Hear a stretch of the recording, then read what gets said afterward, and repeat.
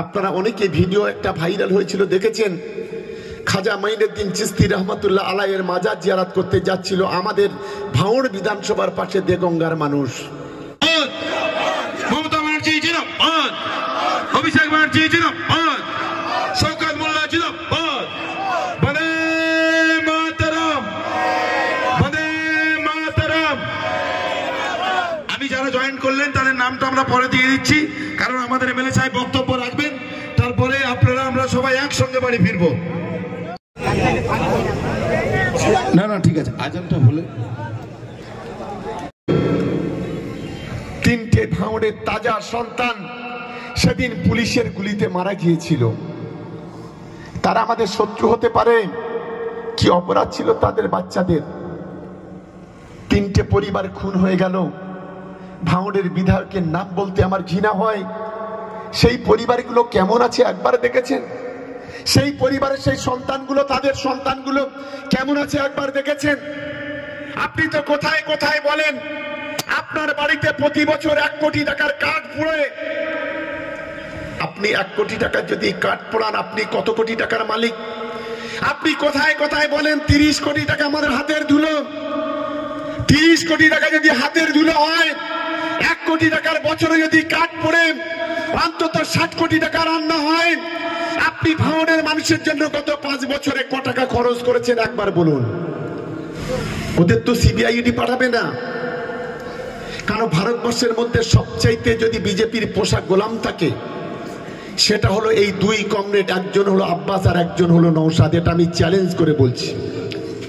প্রতিনিয়ত কোলাঘাটে বৈঠক, প্রতিনিয়ত কাঁথিতে বৈঠক, রাতের অন্ধকারে কখন ফুরপুরা শরীফে চলে যায়। কোটি কোটি টাকা বিজেপির কাছ থেকে নিতে হবে।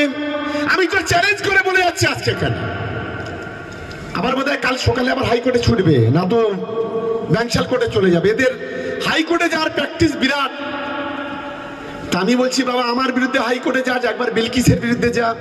কি ঠিক বলছে তো নাকি? যে মেয়েটা বলছে ওর গায়ে কটা তিল আছে আমি জানি, কেন তার বিরুদ্ধে হাইকোর্টে যাওয়া হচ্ছে না?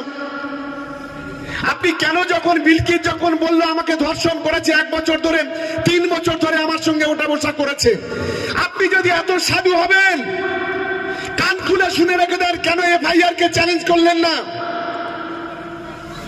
আমি এই প্রশ্নটা করতে চাই ভণ্ডর। এখন বলছে সাংবাদিকরা প্রশ্ন যখন করছে, বলছে তোমরা বাচ্চা ছেলে, তোমরা এসব বুঝবে না। আমি পরে এটা মানানি কেস করব। আরে মানানি যখন কেস করবে তখন তো তুমি বারুইপুরের জেলে বসে ওই ডাল আর রুটি খাবে, তখন তোমার আর মানানি এক কেস আর করতে হবে না। লজ্জা করে না? নিজের চরিত্র ঠিক রাখতে পারেন না একজন বিধায়ক। আমি একজন বিধায়ক হিসেবে আমার লজ্জা হয় জানেন, যখন বিধানসভাতে ঢুকি, স্বাধীনতার পরে কোনো একজন চরিত্রহীন বিধায়ক ধর্ষণের দায়ে 40 জন উকিল নিয়ে হাইকোর্টে অ্যান্টিসেপ্টিক বেল নিয়ে 11খানা কন্ডিশন নিয়ে সে বিধানসভাতে ঢোকে। আমি যদি এই ধরনের কাজ করতাম, আমি গোলায় কলসি দিয়ে ডুবে মরতাম ভাঙড়ে, আমার বিধানসভায় কোনোদিন আমি ঢুকতাম না। সারা পৃথিবীর মানুষ এই ভাইরাল ভিডিও দেখেছে। উত্তরপ্রদেশে সেখানে যদি কেউ গরুর মাংস খায় তাকে খুন করে দেওয়া হয়। উত্তরপ্রদেশে গ্রামের পর গ্রাম, সংখ্যালঘু গ্রামগুলোকে বুলডোজার দিয়ে ভেঙে দেওয়া হয়। আমি এখানকার যিনি বিধায়ক ফুরপুরা শরীফের কথা বলেন, যিনি মুসলমানদের রক্ষাকর্তার কথা বলেন, আমি তাকে আজকে এই চালতাবেড়িয়ার পবিত্র মাটিতে দাঁড়িয়ে, ভাঙড়ের পবিত্র মাটিতে দাঁড়িয়ে আমি তাকে প্রশ্ন করতে চাই, আর তার যারা দালাল আছে তাদেরকে প্রশ্ন করতে চাই, যারা এই ভাঙড়ের মাটিতে দাঁড়িয়ে বড় বড় কথা বলেন। কটা প্রতিবাদ মিছিল ভাঙড়ে করেছেন একবার বলুন? তোমাদের মুখ আর মুখোশটা আলাদা, আমরা সকলে জানি।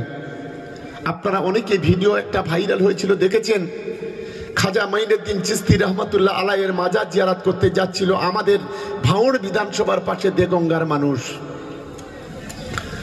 সন্ধ্যা হয়েছে, মাগরিবের নামাজ, রাস্তায় দাঁড়িয়ে নামাজ পড়ছে। আরএসএস এর লোকেরা, বিজেপির লোকেরা, বজরং দলের লোকেরা ঘিরে ফেললো চতুর্দিক থেকে। কারোর হাতে লাঠি, কারোর হাতে বল্লভ, কারোর হাতে বিভিন্ন অস্ত্র, চতুর্দিক থেকে ঘিরে ফেললো। বলল রাস্তায় কেন নামাজ পড়ছেন, এই অধিকার আপনাকে কে দিয়েছে? সকলকে কান ধরে উঠবোস করতে হলো। সেই ভিডিওটা ভাইরাল হয়েছিল। আরএসএস এর লোকেরা, বজরং বিজেপির দলের লোকেরা তাদের পোশাক গোলাম বিজেপির উত্তরপ্রদেশের পুলিশ তাদের থানায় নিয়ে গেল। তারপর থানায় নিয়ে তাদের মুচলকা নিল, মুচলকা নিয়ে তারপর সেখান থেকে তাদের ছাড়া হলো। আমি ভাঙড়ের বিধায়ক যারা আইএসএফ আছেন, যারা মুসলমানের কথা বলেন, আমি প্রশ্ন করতে চাই, কটা প্রতিবাদ আপনি করলেন? করেছিলেন প্রতিবাদ? যদি প্রতিবাদ করে থাকেন তাহলে আপনি তো সোশ্যাল মিডিয়া ভালোবাসেন। কোথায় কোথায় মিডিয়া করেন? আপনার কিছু পোষা গোলাম আছে, পোষা ইউটিউব আছে, যারা প্রতিদিন 24 ঘন্টা তৃণমূল কংগ্রেসের বিরুদ্ধে মিথ্যা কথা বলে, যারা মমতা ব্যানার্জির সরকারের বিরুদ্ধে মিথ্যা কথা বলে।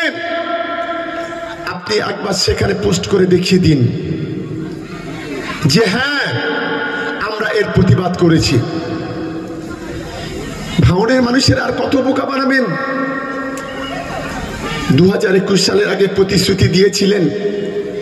হাফেজ সাহেব বলার সময় বলছিল ভোটে জিততে পারি আর না পারি এখানে হসপিটাল তৈরি হবে, ভোটে জিততে পারি আর না পারি গ্রামে রাস্তা তৈরি করে দেব, ভোটে জিততে পারি আর না পারি এখানে ব্রিজ তৈরি করে দেব, ভোটে জিততে পারি আর না পারি ছেলে মেয়েদের হাতে খাতা তুলে দেব, ভোটে জিততে পারি আর না পারি যুবকদের চাকরির ব্যবস্থা করব। আমি প্রশ্ন করতে চাই, কোথায় গেল আপনার সেই গর্ব? অহংকার করে বড় বড় কথা বলেন। আপনি কোন কাজটা ভাঙড়ে গত 5 বছর করেছেন? একবার খতিয়ান নিয়ে দেখান। ও বাবা, এখন আবার বলছে একদম খামে করে বাড়ি বাড়ি পাঠিয়ে দেব।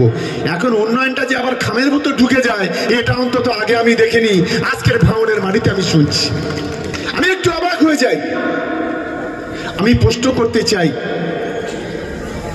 এই ভাঙড়ের বিজয়গঞ্জ বাজার চালতাবেড়িয়া অঞ্চল একটা কাঠের ব্রিজ। আমি যেদিন ভাঙড়ের দায়িত্ব আসলাম সেদিন এসে দেখলাম ব্রিজটা অন্ধকার। রাত্রেবেলা মানুষ ভালো করে পারাপার করতে পারছে না। রাজ্জাক কাছে আমাদের মধ্যে নেই। আজকের আমাদের অন্তরটা জ্বলছে। রাজ্জাককে বললাম তুই চালতাবেড়িয়ার পারে একটা লাইট লাগা, আর আহসান ভাইকে বললাম, বাহারুলকে বললাম তুমি জাউলগাছি পারে অর্থাৎ থানার সামনে একটা হাইমাস লাইট লাগাও। দুটো লাইট লাগানো হলো, দেখলাম ব্রিজটা আলোকিত হলো। ভাঙড়ের মানুষ দাবি করলো যে দাদা শুধু লাইট লাগালে হবে না, ঈদের সময়, পূজার সময়, জলসার সময়, স্কুল টাইম, চালতাবেড়ি ভাঙড় 1, ভাঙড় 2 এর লক্ষ লক্ষ মানুষ এখানে যাতায়াত করে। এখানটা ব্রিজ তৈরি করতে হবে, কংক্রিটের ব্রিজ। আমরা আমাদের প্রিয় দিদি, রাজ্যের মাননীয় মুখ্যমন্ত্রীর কাছে বললাম, দিদি আমার একটা কথা রাখতে হবে। বললো তুই তো সবসময় বলিস, বল কি বলছিস। আমি বললাম দিদি, ভাঙড়ের বিজয়গঞ্জের ব্রিজ, দুটো ব্লকের একটা মিলন ক্ষেত্র, এই ব্রিজটা তৈরি করে দিতে হবে। দিদি বলল ভাঙড়ের জন্য আমি সবকিছু করতে প্রস্তুত। তৎকালীন মন্ত্রী পার্থ ভৌমিককে ডেকে বলল আগামী 6 মাসের মধ্যে এই ব্রিজ যেন টেন্ডার হয় তার ব্যবস্থা করতে হবে। সমস্ত কৃতিত্ব হলো আমাদের মুখ্যমন্ত্রী মমতা বন্দ্যোপাধ্যায়। আর লজ্জা লাগে না? আইএসএফ এর ভণ্ডদের বলি, আপনার নেতা, আপনার বিধায়ক মিথ্যা কথা বললো টুপি মাথায় দিয়ে, যে ব্রিজটা আমরা করেছি। আমি ব্রিজ তো দূরের কথা, ভাঙড়ের মাটিতে 1 টাকা রাস্তা করার ক্ষমতা আছে, একটা কাজ করার ক্ষমতা আছে। কাজ কি করে করতে হয় তুমি জানো? একটা কাজ খুব ভালো জানে। আমাদের 3 4টে লোক ওরা খুন করেছে। এই চালতাবেড়িয়ার মাটিতে 3 জন আমাদের খুন হয়েছে। চালতাবেড়িয়ার পাশে কাঠালিয়া, পোগালি 2। 2023 সাল ভোট গণনার দিন, সেদিন ছিল 11 তারিখ। সেদিন তৃণমূল কংগ্রেস ছিল না, মমিনুল ভাইরা 4-5 জন 7 জন ছিল। রাত 8টার পরে এই আইএসএফ এর সমাজ বিরোধী বিধায়ক একজন জঙ্গি হাওড়া, হুগলি, মেদিনীপুর, দেগঙ্গা, হাড়ুয়া, মিনাকা থেকে সমাজ বিরোধী সাপ্লাই করলো। কারোর হাতে ছিল বন্দুক, কারোর হাতে ছিল গ্রেনেড, কারোর হাতে ছিল বোমা, কারোর হাতে ছিল গুলি, কারোর হাতে ছিল ছিল বিভিন্ন আগ্নেয়াস্ত্র। ডিসিআরসিটা চতুর্দিক থেকে ঘিরে ফেলল। সেদিন সেখানে ছিল 100 বিএসএফ, সিআইএসএফ, যারা সেন্ট্রাল ফোর্স, যারা মাতৃভূমিকে রক্ষা করেন, যারা আমরা বলি জননী জন্মভূমি স্বর্গপতি গড়িয়েছি, যারা সেই কাশ্মীর সীমান্তে জঙ্গিদের বিরুদ্ধে যারা লড়াই করে, যারা আমাদের মা, আমাদের মাতৃভূমিকে রক্ষা করেন, তারা ছিল 100। পাঞ্জাব পুলিশ অত্যাধুনিক অস্ত্র, প্রতি মিনিটে 60টা করে গুলি বেরোয়, তারা ছিল 90 জন। অত্যাধুনিক মেশিন গান ছিল, 250 স্টেট পুলিশ ছিল। আমি অবাক হলাম, নিজে ময়দানে আসলেন না, ফুরফুরা শরীফ থেকে কলম নেড়ে তাদের উস্কানি দিয়ে এই সেন্ট্রাল ফোর্সের বিরুদ্ধে গুলি চালিয়ে